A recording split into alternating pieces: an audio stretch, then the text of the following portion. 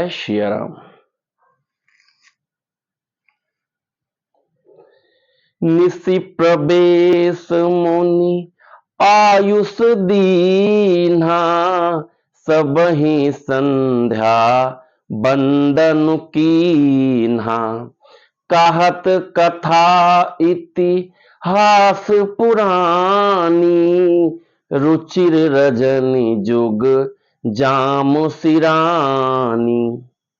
रात्रि का प्रवेश होते ही संध्या के समय मुनि ने आज्ञा दी।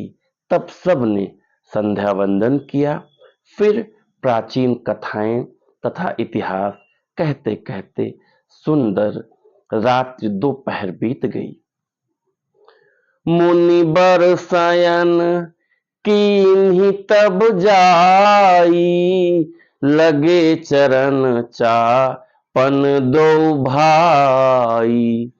जिनके चरण सरोरुह लागी, करत विविधि जप जोग विरागी।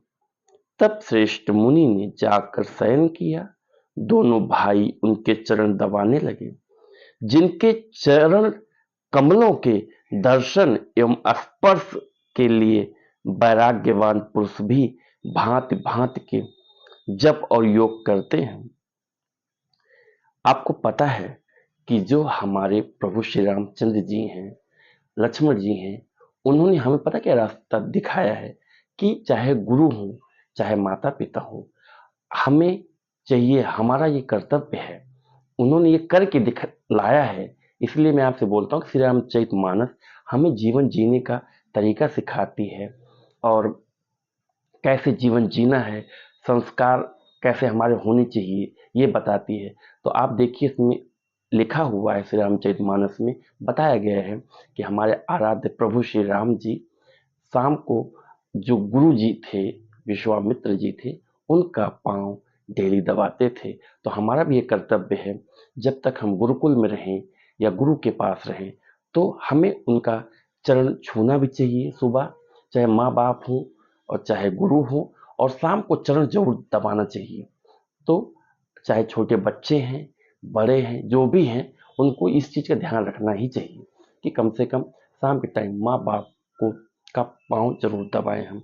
हमारे आराध्य प्रभु श्री राम जी डेली का उनका नियम था, माता पिताजी का पांव दबा के ही सोते थे। तो आपका भी ये कर्तव्य है कि कम से कम पिताजी का पांव, अगर आप हैं सक्षम, अगर सक्षम इन द सेंस कि अगर आप वहां रहते हैं पिताजी के साथ, तो दबा सकते हैं और डेली दबाना चाहिए। मुनि बर शयन कीन्ही तब जाई, लगे चरण चापन दो भाई। जिनके चरण सरोरुह लागी, करत विविधि जप जोग विरागी। तब श्रेष्ठ मुनि ने जाकर शयन किया। दोनों भाई उनके चरण दबाने लगे। जिनके चरण कमलों के दर्शन एवं स्पर्श के लिए वैराग्यवान पुरुष भी भांत भांत के जप और योग करते हैं। तेई दो बंधु प्रेम जनु जीते, गुरुपद कमल पलोटन प्रीते। बार बार मुनि आज्ञा दीनी, रघुबर जाई शयन तब कीन्ही।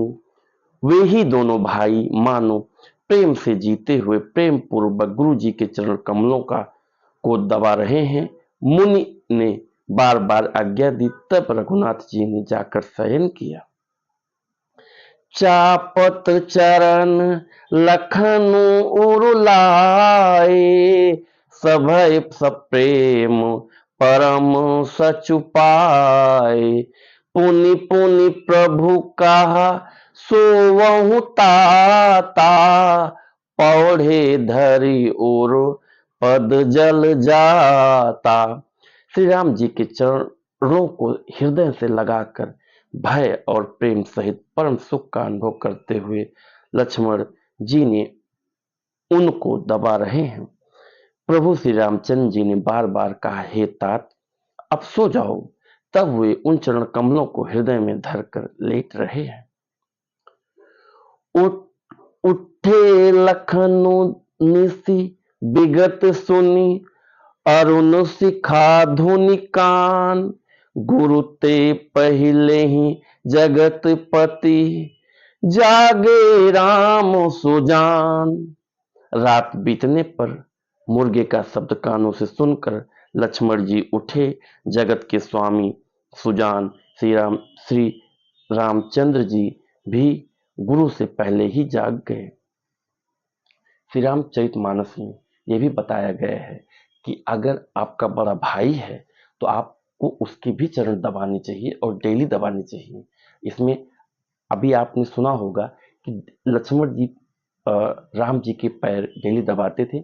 जब राम जी मना करते थे, जाओ अब जाके लक्ष्मण तुम सो जाओ, जाओ, बार बार उनके कहने के बाद फिर लक्ष्मण जी जाते थे और शयन करते थे। तो मित्रों, हमारा ये कर्तव्य है, चाहे बड़ा भाई हो, चाहे माता जी हो, पिताजी हो, डेली उनके चरण हमें दबाने ही चाहिए। आपको उसका एक अलग आनंद मिलेगा, उसका एक अलग सुख मिलेगा।